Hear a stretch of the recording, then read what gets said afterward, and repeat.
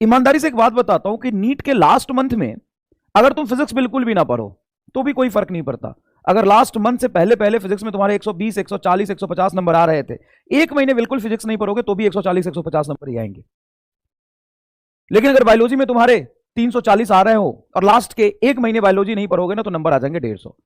तो देखो, हर subject equally important है, हर सब्जेक्ट का पढ़ने का तरीका अलग होता है, हर सब्जेक्ट के पढ़ने का एटीट्यूड अलग होता है, टेम्परामेंट अलग होता है।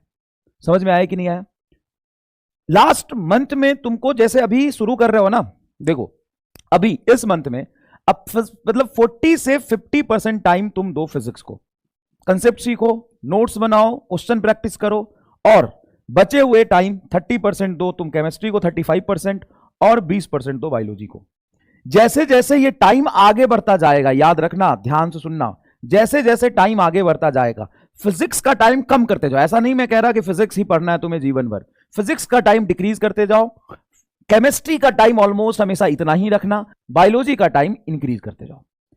अगले महीने फिजिक्स को 5% कम समय देना, बायोलॉजी को ज्यादा देना, केमिस्ट्री तो 30% पे टिका रहेगा हमेशा, इसको इससे ज्यादा और ना ही कम समय देना है।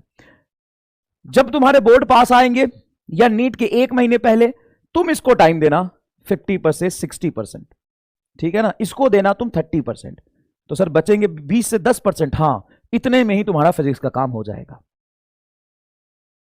और ये सच है। देखो, बहुत सारे ऐसे बच्चे होते हैं जिन लोग जो लास्ट मोमेंट पे सोचते हैं कि अरे यार फिजिक्स मेरा खराब है, ठीक कर लेते हैं, तो नहीं ठीक हो सकता। लास्ट 1.5 महीने में, 2 महीने में, 3 महीने में फिजिक्स ठीक नहीं हो सकता है, लेकिन लास्ट के 2 महीने में बायोलॉजी ठीक हो सकता है। समझ में आया कि नहीं है? बायोलॉजी ठीक हो सकता है। अच्छा, तुम कितना भी रट लो, अभी चाहे कितना भी रट लो, कितना भी अरेंज बना लो, अरेंज कर लो सब्जेक्ट को, बायोलॉजी को, कितना भी रट लो, फिर भी लास्ट के 1 महीने रटना ही पड़ेगा। समझ में आया कि नहीं है? लास्ट के 1 महीने आपको रटना ही पड़ेगा खूब।